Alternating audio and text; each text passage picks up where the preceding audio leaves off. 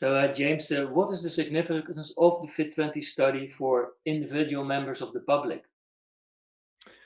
So I think that's a great question. Well, one of the key things I think is that obviously, the Fit 20 approach is focused around a low frequency and low volume, but a high intensity of effort stimulus. And it's in line with general recommendations broadly around what the public should be doing with respect to resistance training. The public aren't athletes; they're not training to optimize performance. It's training to or engaging in exercise to optimize health and well-being.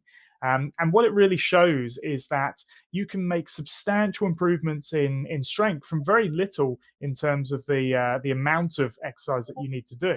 Of course, the intensity needs to be sufficiently high, um, and it suggests that you can maintain that for a long period of time with minimal time commitment to continue to maintain those gains. I think typically people think that to gain substantially, you need to put a lot of work in terms of volume and the amount of exercise you need to do.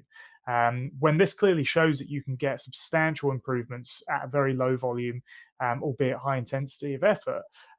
But then people also think that after they've made those gains, that they need to keep doing more and more. When actually, what this shows is that you can gain substantial amounts and maintain it with relatively little time commitment over an extended period of time. So I think it's got really big implications for the public because most people find exercise difficult to adhere to, and time is often a barrier that's cited.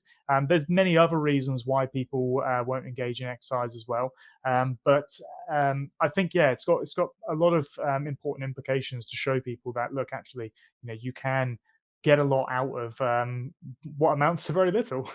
Yeah, yeah, no, thanks. Yeah, we're hoping that the government will actually follow this kind of guidelines and implement them into. Hey, there's not so much necessary to implement a terrific program and get all the health and benefits that you may wish or need.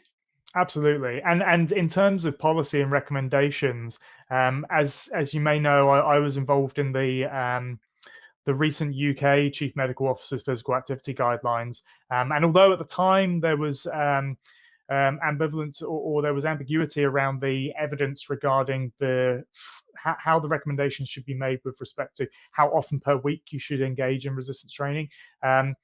We were aware that there was emerging evidence that actually even as little as once a week is absolutely fine in terms of producing those adaptations. And so hopefully we'll see that this will have an impact on policies and recommendations going forwards.